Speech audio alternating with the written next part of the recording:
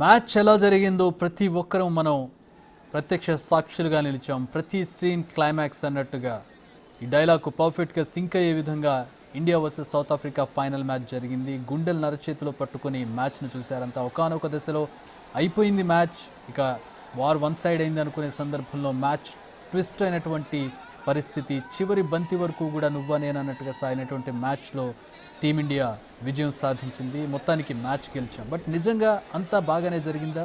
ఈ world cup నేర్పిన పాఠాలేంటి, గుణపాఠాలేంటి, future team India ఎలా ఉండబోతోంది, ఇది ఎలా అయితే రికార్డు క్రియేట్ చేసిందో T20 వరల్డ్ కప్ను సాధించి ఆ తర్వాత కొంతమంది పేర్లు ఫ్యూచర్లో కంటిన్యూ అయ్యే పరిస్థితి కనపడడం లేదు.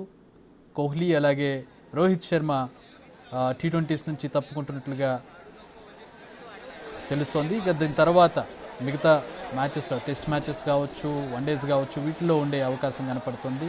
సో వాళ్ళ ఆట కనిపించినప్పటికి కూడా T20sలో వాళ్ళు కనిపించారు. రైట్, మనం చూస్తున్న రెండు సముద్రాలను మనం ముంబైలో మెరైన్ డ్రైవ్లో చూడొచ్చు. ఒక పక్కన అరేబియా సముద్రం, మరో పక్కన జన సముద్రం. టీమిండియా ఆటగాళ్లకు స్వాగతం పలకడానికి వచ్చిన భారతీయ అభిమానులను మనం చూస్తూ ఉన్నాం. వర్షాన్ని సైతం లెక్క చేయకుండా గొడుగులు పట్టుకుని వాళ్లకు స్వాగతం పలుకుతున్న వీరాభిమానులను మనం చూస్తూ ఉన్నాం. క్రికెట్ ఒక మతం అయితే ప్రస్తుతం భక్తులను మనం చూస్తూ ఉన్నాం. ఇసుకేస్తే రాలనటువంటి క్రికెట్ అభిమానులను మనం చూస్తూ ఉన్నాం. భారతదేశంలో క్రికెట్ అంటే ఏంటో ఈ ఒక్క ఉదాహరణ మనకి చాలు, ఈ ఒక్క దృశ్యం మనకు చాలు. ముంబై మెరైన్ డ్రైవ్ నుంచి చూస్తూ ఉన్నాం. మెరైన్ డ్రైవ్లో రెండు సముద్రాలను మనం చూస్తూ ఉన్నాం. ఇటు పక్కన జన సముద్రం, అటు పక్కన అరేబియా మహాసముద్రం. ఈ రెండిటి మధ్యలో టీమిండియా ఆటగాళ్లకు ఘన స్వాగతం పలుకుతూ అశేష జనవాహిని మధ్య నుంచి వాళ్ళు వస్తూ ఉన్నారు. ఇలాంటి ఒక అపురూప దృశ్యం భారత్లో మాత్రమే సాధ్యం. క్రికెట్కి భారత్లో ఉండే ఆదరణ అలాంటిది. ప్రస్తుతం ముంబైకి చేరుకుంది టీమిండియా ఆటగాళ్ల ఫ్లైట్. ఇది గత కొద్ది రోజుల క్రితమే రావాల్సి ఉంది, కానీ అక్కడ ఉన్నటువంటి తుఫాన్ బీభత్సం కారణంగా రాలేనటువంటి పరిస్థితి.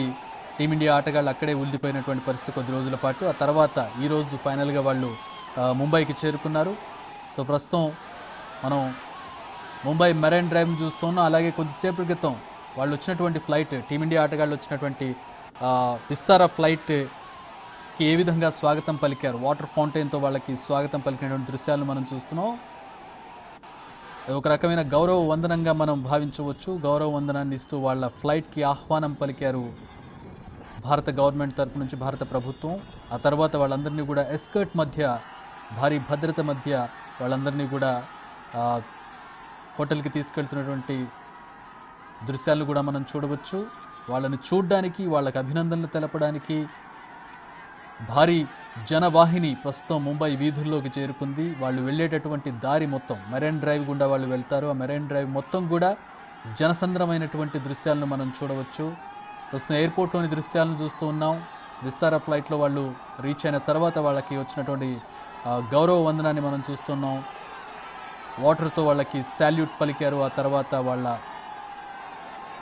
ఆటగాళ్ళ బస్సెస్ని మనం చూడవచ్చు. వాళ్ళ వాహనాలు వెళ్తూ ఉన్నాయి. Virat Kohli, one of the key partner in the success. ప్రస్తుతం అతను దీని తర్వాత T20లో ఆడటం లేదని ప్రకటించినటువంటి పరిస్థితి. ఇక కోహ్లీ T20లో ఆడడం కనిపించదు మనకి.